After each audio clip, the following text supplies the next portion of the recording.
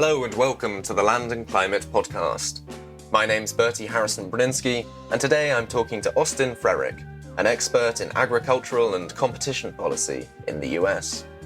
He's a fellow of Yale University's Thurman Arnold Project and has advised or worked for senior Democratic Party figures such as Elizabeth Warren, Bernie Sanders, Pete Buttigieg, and President Biden on antitrust and farming policy.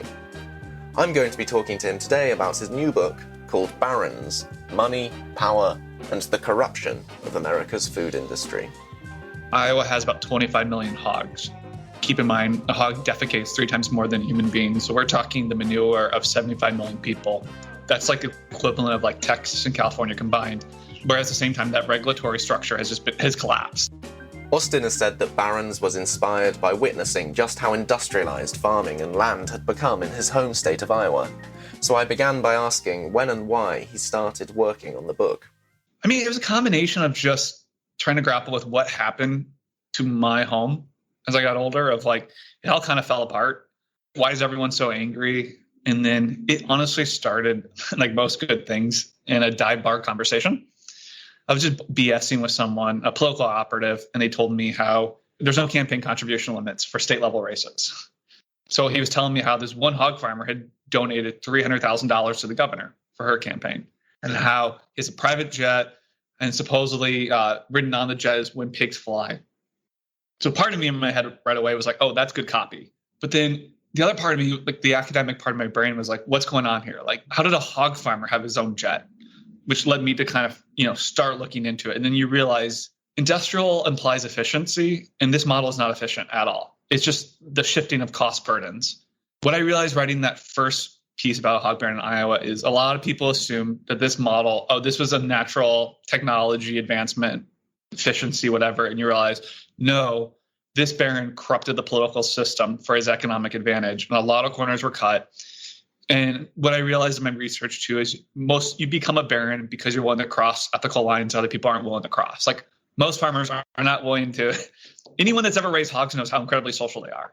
Most of them aren't willing to stuff them into a metal shed where they never see a blade of grass or, the sunlight. To go back to that point about campaign contributions that started you off on this, I mean, to what extent is state capture? And I think you used that phrase once or in some circumstances in the book. I mean, is that at the root of the problem here? We had a reporter from Lighthouse Reports on a few months ago talking about some investigations they've been doing in the EU into agricultural lobbying. And I feel like there are some similarities in that a lot of what they're looking at is about the way that big unions don't actually represent the accurate views of most farmers, even if those larger interests represent a large portion of the kind of profits within the industry. I was just interested to ask you, I mean, the extent to which you feel like that this is actual corruption. Is this kind of worse than other sectors? Yeah, it's worse than other sectors. I mean, I think part of it reflects the state of American media right now. I was able to write and tell the history of the hog baron because I always have this great paper, the Des Moines Register. I mean, they had a whole section on agriculture news, a whole team of reporters. That's all gone. To my knowledge, there's only one reporter in the whole entire state now whose beat is agriculture. And that person generally tends to copy paste industry talking points. So you have to start with the notion of so many of these abuses and what's going on these stories aren't being told. And the only newspapers really left in America now are these elite, white collar coastal papers. And they tend to be more obsessed with like, what's the new restaurant than like what's actually going on most people's plates. To me, every baron is a good example of state capture. And the one I think about a lot is actually Cargill. I thought they were the most brilliant in terms of their state capture in that, when I originally put this book proposal together, they weren't in the plan. I didn't really know much about them, but they're the largest private company in America. That's wild. They're bigger than the Coke industry. They're able to fly under the radar because they use this, what I call the middleman strategy. They give money to other groups and let them do their bidding. So that way they can kind of keep their hands clean. When I first started writing that chapter, I compared to them closest thing we have to a modern day Standard Oil in terms of they own the middle, they own the rails. That's their goal. They're not consumer facing. You don't see anything with like Cargill's name on it. Their whole goal is to capture everything from the movement of grain and its processing. And when we see moments of their abuses, it's incredible. It's very dark. The example I conclude that chapter is I reference an Financial Times investigation where I believe it was Ecuador or Colombia. I'm sorry, I can't remember which one off the top of my head. But it was a country that went through a massive civil war. A lot of it was rooted in land holdings, and part of rebuilding after the civil war was limiting land ownership. And then it comes out that Cargill secretly blew past that rule by like 35x to a massive land holding in the country. And it's just like, if you see that one little example, you just know that this is just the tip of the iceberg. I think it was Colombia. And as well as that, I mean, maybe it would be nice to do a bit of the storytelling profiling for our listeners. Could you talk us through Cargill and how that did arise? So my family's like Irish potato famine people, come to Iowa. They farmed right near, like literally 17 miles up the road from where Cargill was founded in Iowa. And Cargill was just a classic grain storage company. And, they're like in the other like family business where, they slowly buy a few grain elevators. But their big thing was they really grew during the New Deal, and they slowly started buying more and more companies. And it wasn't just about, owning grain elevators. They wanted to move it down the Mississippi, all that kind of stuff. And you just see this company turbocharge. And I use their story to also tell this bigger story. What is the Farm Bill in America? Where at the end of the day, because Cargill is a grain company, it always wants overproduction of grain. It wants to pay the least amount as possible, and it wants to move as much as possible. But that's inherent tension with the original New Deal Farm Bill, because the New Deal Farm Bill was supply management. How do we figure out the sweet spot of production, do a little bit of limiting of production, put caps on stuff? So from the get-go, the Cargill family hated the New Deal Farm Bill. So what you see is they slowly systematically assault it, or try to deconstruct it, defang it, whatever word you want to use, to what I call the 1996 Farm Bill, the Wall Street Farm Bill, where you see a fundamental shift in America's Farm Bill, where now it's designed to overproduce a few things, mainly grains. Either we just waste it in our cars with ethanol, we use it as industrial animal feed, we use it for highly processed foods, which is what Cargill wants.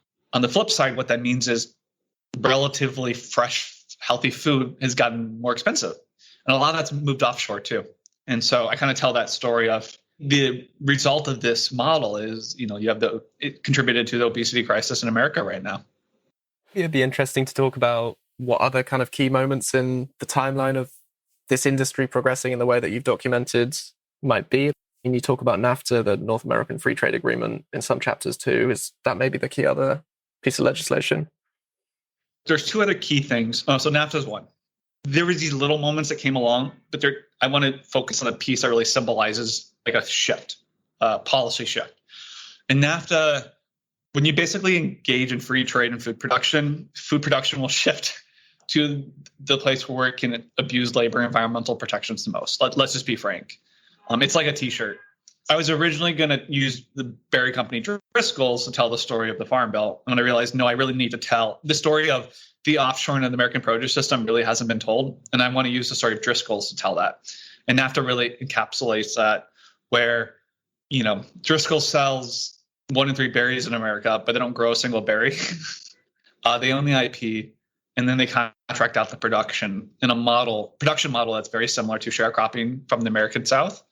You see modern day plantations in developing countries where you have 12-year-olds working for pennies on the day, massive environmental abuses. Like a lot of American berries are grown in Baja, California. That area is just as dry as Death Valley. So they drain the aquifers, then they build a desalination plant on the ocean to provide water. Barely any people lived there before this model took hold. And now they brought in a lot of indigenous people. It's so hard to report, especially the state of American media. So you see stories of abuse here and there, but you just know you're getting a tip of the iceberg.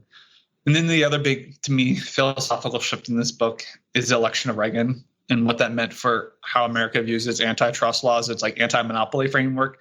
And basically, it just collapsed with the election of Reagan. It became a pro-monopoly framework that allowed to massive consolidations of power in the food system. Companies like Cargill were able to essentially go on a buying spree because they could, because the safeguards were gone. So a lot of the key moments in this are 80s and 90s, really. What's happened since then, and where do you see things trending now? Rural America has become an extraction colony, especially the Midwest. My hog baron does 5 million hogs a year. I mean, that family farm died in my lifetime. 1 in 10 Americans work in the food system. We've seen those wages collapse. For every dollar you spend in the grocery store, what a farmer gets is at a record low. I mean, you can keep going down the list, environmental destruction, all this stuff. The only person who's benefited under this model are the barons. They captured all the gain, and we all have to live with the societal consequences of their destruction.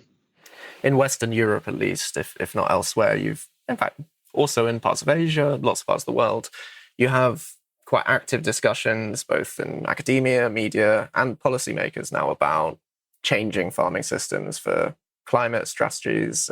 How is that tied up in all of this in the US? I mean, do you see this kind of timeline that you've just explained for us hitting a sudden corner with climate mitigation policy or not? Or how does it interact? I mean, America has this internal time bomb it's dealing with where its aggressive move to electric vehicles means ethanol is going to die. The single largest use now of corn in America is ethanol. I mean, we burn in our cars. It's a farce. It's a joke. It's a waste of the best farmland in the world. But that's going to be a radical shift as cars move to EVs. That market will collapse. So what's going to happen? At the same time, too, you're right. I mean, there's this, especially for the last few years, this fascinating tension between Western Europe and America over its farm policy. You see with the U.S. Department of Agriculture, it understands climate change is happening, but it doesn't want to actually grapple with anything. So all of its solutions are a farce. It's a joke. Still is a joke. It still thinks it can overproduce and engage in these really destructive models and then just paper over it. Whereas Europe understand, as an American looking out, Europe seems to be going in this more sustainable regenerative model that just understands the bigger picture. But I mean, the war in Ukraine stuff just really threw a wrench into things. But I naively thought when it happened that ethanol would die actually faster in America because it's like Ukraine's such a large grain production region. When you take that much land out of production, you're just asking for global instability from rising food prices.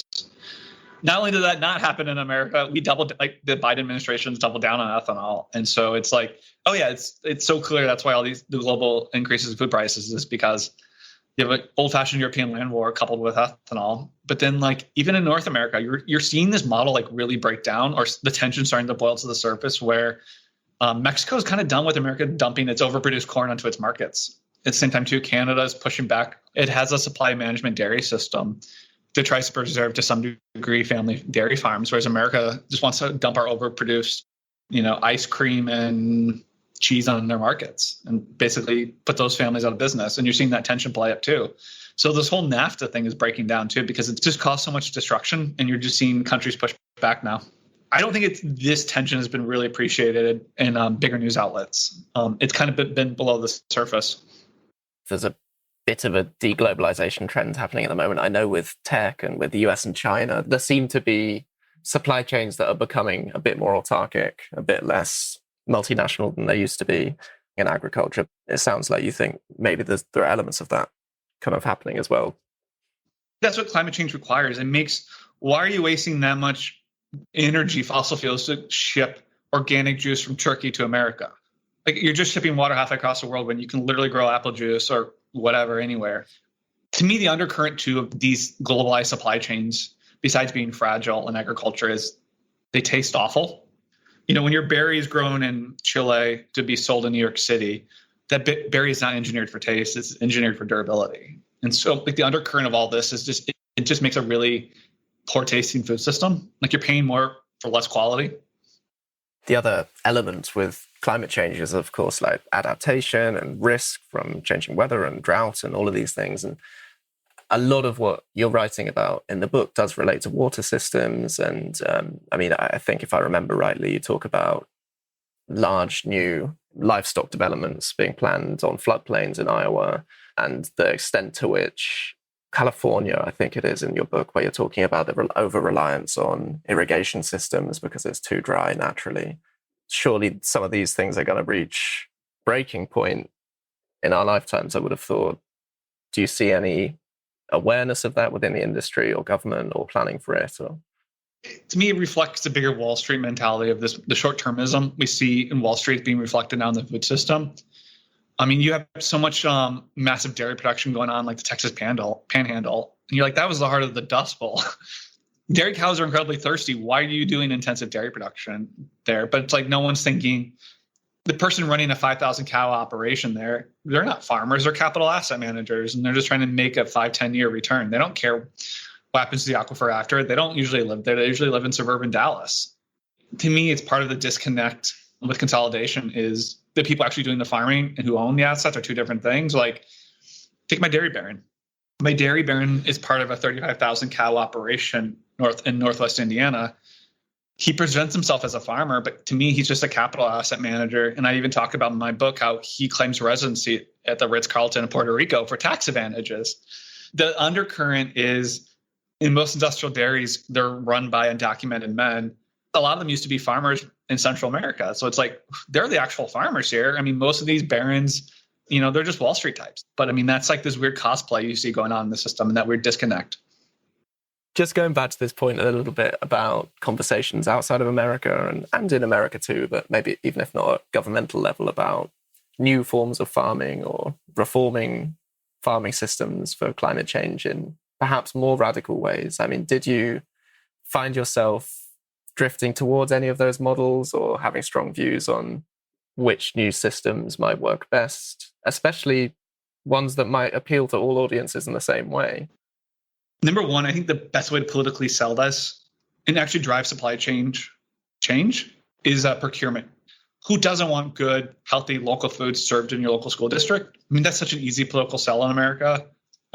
Food grown organically, you pick your model. That is such an easy sell. Also, I'm more focused in my solutions about attacking the power structures that have hindered reform, because to me, everything you eat is subsidized. The question is over the degree of what. And right now it's so tilted one way that you're just playing on the margins if you're trying to do anything else on the other. And so to me, it's like, you got to go after that structure. Then I go after these promotional agencies called checkoffs in the USDA that really, we're talking about, they're basically a tax on farmers that's used to promote their good. Famously in America, the Got Milk campaign was paid for this. We're talking about $1 billion a year. Most of it's dairies. Dairies like 600 million. This essential tax basically used to be used to advertise a good. Now I argue it's basically used to corrupt the academy, where so much of the junk science used for climate change and agriculture is being financed out of these checkoffs. A lot of these checkoffs, they control a lot of the news ecosystem in agriculture in America. So that's why I really focus on attacking that and dealing with it, because any reformer, anyone pushing for these more pro-climate things, you're just going up against $1 billion engine that can outlast you, or just has so much resources to rain down on you. And so to me, I generally like to play offensive on the offense. And so I rather focus on taking down these two structures. So then whatever model may be can rise. But to me, that model can't rise unless we deal with these corrupted structures. Yeah, and in your conclusion, again, where you kind of set out very explicitly some of the things you think need to happen, a lot of that's focused on kind of pro-competition, anti-monopoly law as well, right? Yeah, because I mean, I had such an aha simple moment writing this book where I was sitting in a business school class at Yale, and I realized, the goal of every corporate executive is monopoly. That's where profits are. You don't want competitive markets. So you inherently have a tension between government that wants competitive markets and business that doesn't. And that to me is the true folly of neoliberalism is there's no such thing as a win-win there. It's this naiveness to power. Barons want to break the system. They want to corrupt markets. That's to their economic interests. And if you take Econ 101, people behave in their economic interest. It was so obvious. To me, the story of this era is the inability for government to put up protections and let these barons capture these markets, corrupt them, corrode them, what have you. And so tackling that. And also, I spent a lot of time on my conclusion, because there's nothing worse for me personally when I read a book telling me about how broken something is and they don't offer realistic solutions of what we do here. And so I really wanted to illustrate that, but also give people hope, because I just get the sense, especially with the American election this year, how grim everything is, that people crave a positive vision of what the food system could be. When I talk about some of these, or at least similar kind of structural issues with people about different sectors, often the solutions are make products that can last for longer, that we can repair, that we can reuse, all of this kind of thing. Clearly, that's a bit different when it comes to food. And a lot of the counter arguments that people in the climate sector often hear is population growth is such that now you need to produce things in this way in order to be able to feed everyone. We couldn't go organic because there wouldn't be enough food, or we'd need intensive livestock production. Did you have conversations like that with anyone? Come to any conclusions? Most of those people are on checkoff dollars. They're paid to say that. And a lot of these people in the same sentence will say how great ethanol is. Like, if you really cared about that, why don't you oppose ethanol? One of my favorite academic papers I reference in my book was by a former journalist turned young antitrust lawyer, and how she investigated how in agriculture economics, there's these disclosure policies that are not enforced. So you have all these people writing basically who takes tons of industry money, and then they write, just so happens they write a lot of academic papers that are in the interests of industry and don't disclose it. And it's rampant. And these people are incredibly powerful because, like, for the layperson in the public square, when you see someone being cited who's the Iowa State tenured chair endowed of hogs, you're going to trust them. You don't realize how much shenanigans are going on behind the scenes. I'm not going to dismiss something out the gate. That's just, let's take ethanol production. Like, let's start just move things in this direction, and we'll figure it out as we go. But to just write it off from the get-go is just like, oh, you're just a hack. I don't really care what you have to say. Like, I want to live in a world that my grandkids can live in, so I'm gonna get done what I gotta get done. So you've mentioned briefly kind of campaign contributions and maybe research that's funded by industry. Could you talk a little bit more about the methods by which this lobbying, for lack of a better word, happens, or state capture happens? And just back on this point again about kind of the US versus Europe, I mean, do you think the US is in a particularly bad situation with that? And is that threatening climate policy in the US? I always have to start. I mean, the collapse of the regulatory framework for campaign contributions because of the US Supreme Court means you just don't know what's going on. I mean, with the creation of these super PACs, you don't know where the money's coming from, and you don't know how it's being spent. People don't realize what's financing certain things. You'll see once in a while it comes to light where, like, Cargill's secretly financing entities that say how great corn syrup is, or it's not bad for obesity. The Walmart family they're my grocery baron, how they talked a big game about not supporting politicians who gave January 6th, and then they give a ton of money within a year to those same people. I just assume it by default, the state capture and just how much it's corrupting. This is what happens when you have concentrated economic power. I mean, I talk about this in my Coffee Baron chapter, because that chapter is really about monopoly. And Louis Brandeis, who really shaped the Supreme Court justice, who really shaped America's antitrust laws going back a century ago. I mean, that was his core belief of just concentrated capital always corrupts the political system to the detriment of everybody. To me, my framework, my solutions framework, is you have to deconcentrate power because it's just inherently bad. Even in the climate space, you're seeing a lot of money sloshing around by industry where it's not overtly corrupting, but it just neuters people where they don't want to rock the boat. They don't want to offend a funder.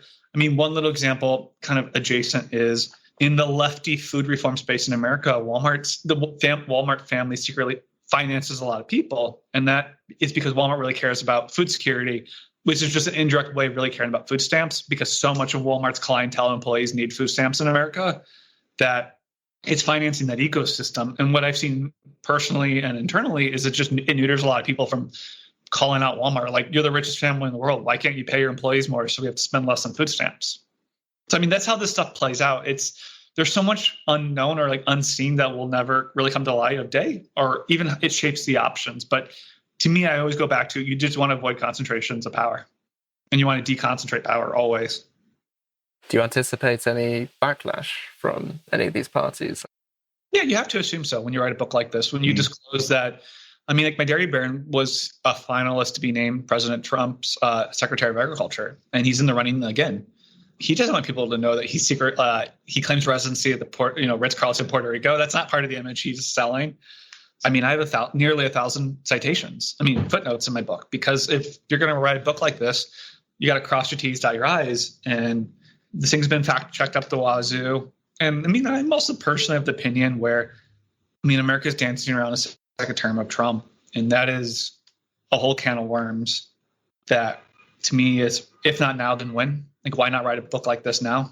America's on the precipice of a really dark moment, and so I'd rather just speak my truth, and then, my conscience is clean. Specifically for the issues in your book around monopoly, around agricultural systems, what do you think's at stake with the election? Have you heard anything positive from the Biden camp? I noticed that I think I'm right in saying that generally in your analysis in the book, you don't lay blame at a particular party. I know you talked about Reagan earlier, but generally there are quite a few references to how both parties have followed certain trends. And I think that's why it's hitting in a bipartisan way of just, it takes two to tango here. One party clearly contributed more to this model than the other, but you had certain Tony Blair type figures who really could add fuel to the fire. For me, the Biden administration, I really laid the blame at Secretary Vilsack. I think he really undermined the president's vision and also the president's reelection campaign, where he's a former industrial dairy lobbyist, and all his behavior just reflects someone who wants to be a lobbyist again, where you've had so much chatter. And one of the best bipartisan examples I've seen in recent history of American politics are reforming the meat markets in America. And instead of doing anything meaningful, the markets have actually gotten more concentrated these last 4 years. I mean, it's depressing. It's depressing, and like, what a lost opportunity to do something that, like, in the American history textbooks in grade school, when people talk about meat monopoly is like the one people usually talk about. And they talk about, here's one industry that was monopolized that we fixed. And the fact that 100 years later, we can't do the same thing, copy paste, to me, it's a good example of this awful mix of incompetency and corruption at the U.S. Department of Agriculture. We know what to do here. We can make people that work in the food system, we can elevate this, treat them with the respect and dignity and care they deserve. Because, I mean, that to me is the undercurrent of neoliberalism. It's just stripped us, a lot of us, of our humanity. And I think people, they know that's usually why they like a small business, a small restaurant, because there's just a sense of human decency there that a lot of chains are missing. And so that, to me, is like the hope of this book is what the system could be. And I think people really, there hasn't been a positive vision articulated, especially for rural America. And so that's the void I'm hoping to fill here. But it's also convincing people, your listeners and policymakers, that, you know, using your personal fork doesn't change systems. We got to change systems. We got to change structures, change systems. My thanks to Austin Frerick for coming on the show, and to Vasco Kostovsky for our audio engineering.